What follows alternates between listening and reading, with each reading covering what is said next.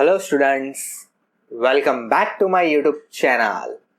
मैं अलीश मदानी आज आपको बताने वाला हूँ कि 9th और 11th का जो मास प्रमोशन है आया है उसमें 9th का रिजल्ट कैसे बनने वाला है ये आपको मैं समझाने वाला हूँ।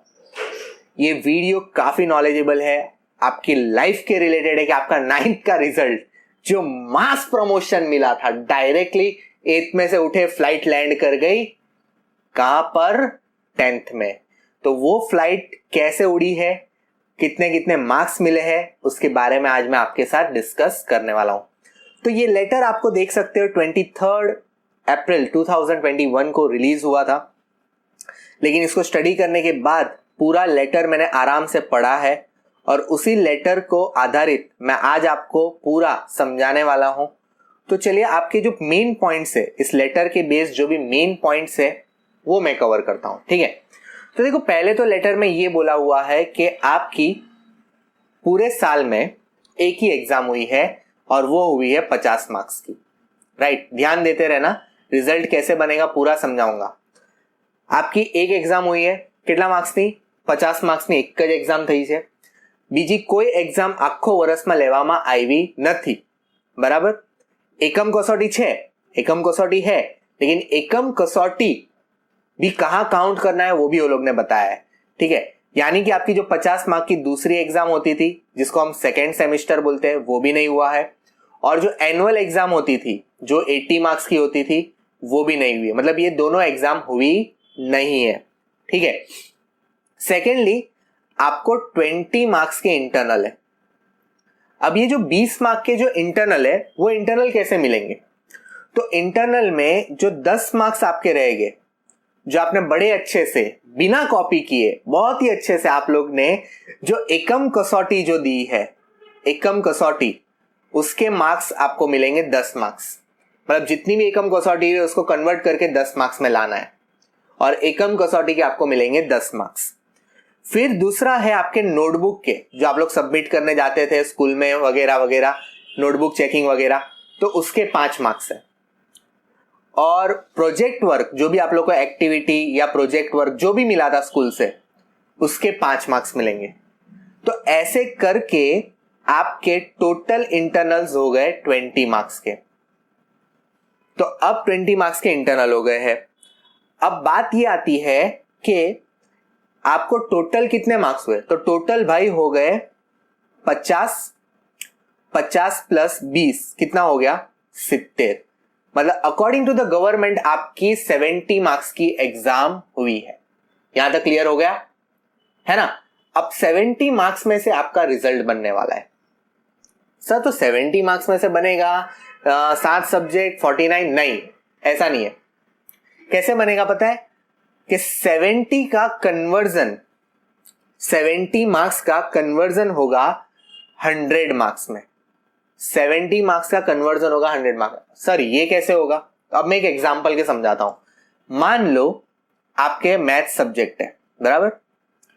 आपको 50 में से, रिटर्न की बात करते हैं, रिटर्न हो गया, इंटरनल के लिए आई रख देते हैं और यहां पर जो 100 में से आएंगे वो टोटल रखते हैं, ठीक है। यहां पर टोटल रखते हैं। मान लो आपको मैथ्स में 50 में से 44 मिले, जो पहली एग्जाम गई थी, ऐसे मान के चलते हैं। ध्यान से समझना, एक सब्जेक्ट का निकाल रहा हूं, आप अपने ऊपर अप्लाई कर सकते हो। 44 मिले, स्कूल ने आपको इंटरनल दिए 16 मार्क्स, स्कूल ने आपको इंटरनल दिए 16 मार्क्स। तो टोटल कितना हो गया? 4 + 6 10, 1 कैरी 4, 60 मार्क्स हो गए। अब ये 60 मार्क्स जो आए उसको कन्वर्ट करो 100 के साथ, तो वो कन्वर्ट कैसे होगा? तो देखो, तो 70 में से आपके 60 आए, 70 में से 60 आए ना, क्योंकि ये टोटल कितने मार्क्स का था? 50 मार्क्स का था, ये 20, टोटल 70, 70 में से आए 60। तो 70 में से 60 आए, तो 20 में से कितना मिलेगा? अरे सॉरी, तो 100 में से कितना मिलेगा? आ रहा है बच्चों समझ में? अब आपको 100 में से कितना, ये अपनी मैथ्स की कैलकुलेशन आ गई। तो ये ना यहां पर ऐसे हो जाएगा, देखो यहां पर ये हो जाएगा 60 इंटू ये कितना हो जाएगा? 100 अपॉन कितना हो जाएगा? 70, बराबर। तो ये 0 0 कट, ओके, और ये 0 0 कट हो जाएगा और ये हो जाएगा x इज इक्वल टू 600/7। तो अब ये 600/7 को अगर मैं डिवाइड करूंगा तो 7 1 7 5 7 7 49 7 9 8 जा, तो 8 जा कितना हो जाएगा, 7 8 जा 8 7 जा 56, 4 बचेगा 40, 7 5 जा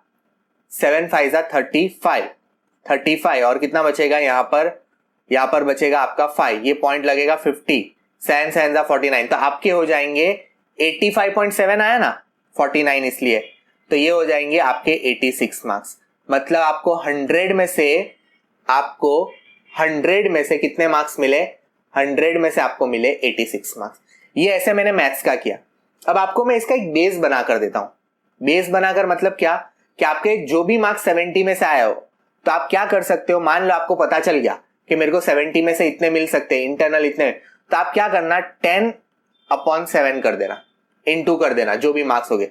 मान लो आपको इंग्लिश में आपको पता है कि मैडम ने मेरे को 30, इंटरनल में मिलेगा 56, तो मैं इनटू कर दूंगा 56, मतलब इंटरनल मिला के मेरा 16 मार्क्स, तो ये 50 हो जाएगा, तो 7 1 जा 7 8 जा, तो मेरे आ जाएंगे 80 मार्क्स, है ना। मतलब ऐसा मैंने एक गेस किया है, एक गेसिंग के तौर पर मैं आपको बता रहा हूं कि 40 + 16 56 मार्क्स मेरा है, तो मेरे इंग्लिश में 80 मार्क्स आए। मतलब आप कोई भी मार्क्स को, अगर आपको 70 वाले मार्क्स पता है, मतलब अगर 70 में से आपको पता है मेरे को इतने मिलेंगे, इंटरनल पता नहीं होगे, भले वो 50 मार्क्स वाले पता होगे, लेकिन इंटरनल कितने मिलेंगे, तो आप अपने हिसाब से किसी को भी 10/7 ये आपका बेस बना लो, 10/7, और जो भी मार्क्स आएंगे उसको इंटू कर देना, वो 100 में कन्वर्ट हो जाएगा।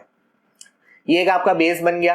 तो ऐसे आपका रिजल्ट रेडी होने वाला है। अब ऐसा होने के बाद क्या, अब ऐसा होने के बाद ऐसा लिखा हुआ है कि अगर आपने सारे सब्जेक्ट कर लिए, एक्स्ट्रा सब्जेक्ट को छोड़ के, उसमें कुछ नहीं, वो ड्राइंग, पीटी, कंप्यूटर, वो ग्रेडिंग है, वो ग्रेड डाल के छोड़ देना है उसको, बराबर, वो सब में तो ग्रेडिंग दिया है, लिखा हुआ है।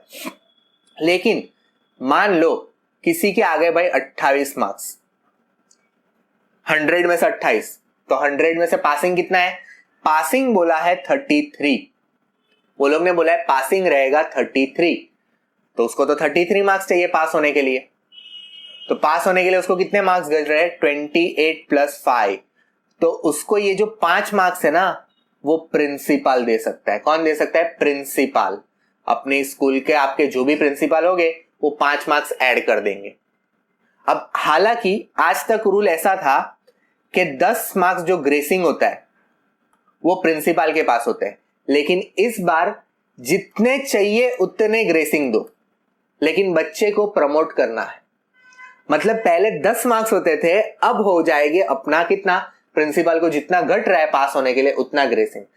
कायदा एक इसमें रूल रखा है, ये मार्क्स रिजल्ट की कॉपी में अलग से दिखाने पड़ेंगे, रिजल्ट कॉपी में अलग दिखाएंगे।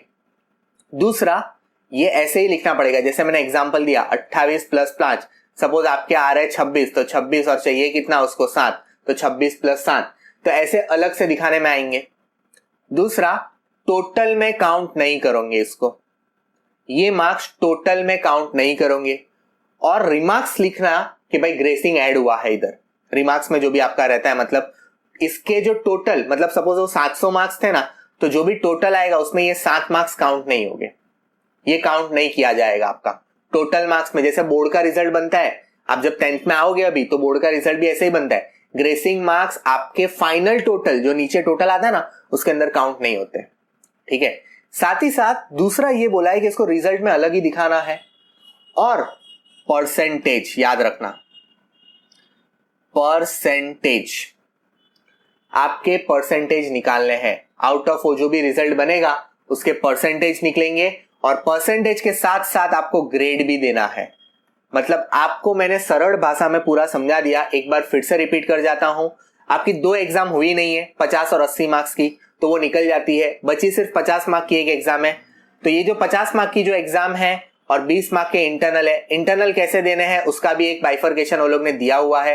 टोटल आपकी 70 मार्क्स की एग्जाम हो जाती है। 70 में से जो मार्क्स आते हैं उसको 100 मार्क्स में कन्वर्ट करके आपका रिजल्ट बनाना है। साथ ही साथ आपको जो अगर ग्रेसिंग की जरूरत पड़ती है तो प्रिंसिपल चाहे उतना ग्रेसिंग दे सकता है, मैक्सिमम पासिंग लिमिट तक 33 हो जाएगा, उसके बाद वो ग्रेसिंग वैलिड नहीं रहेगा, 33 उसका पासिंग लिमिट रहेगा।